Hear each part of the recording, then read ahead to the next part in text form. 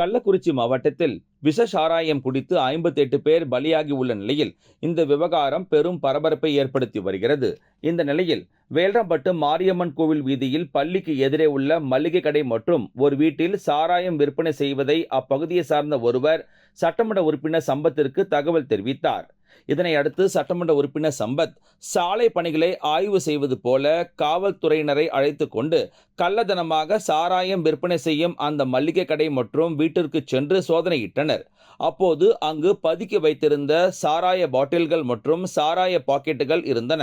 இது குறித்து விசாரணை செய்ததில் சக்கரவர்த்தி என்பவர் பாக்கெட்டுகளில் சாராயம் பதுக்கி விற்பனை செய்தது தெரிய வந்ததை அடுத்து சக்கரவர்த்தி மற்றும் அவரது மகன் ராஜன் ஆகியோரை கைது செய்து அவர் வீட்டில் இருந்து ரூபாய் 50,000 மதிப்பிலான 100க்கும் மேற்பட்ட சாராய பாக்கெட் மற்றும் பாட்டில்களை பறிமுதல் செய்து காவல் நிலையம் அழைத்துச் சென்று விசாரணை மேற்கொண்டு வருகிறார்கள்.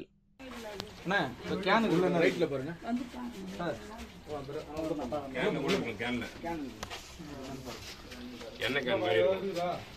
நவருங்க. அதை பாருங்க. நான்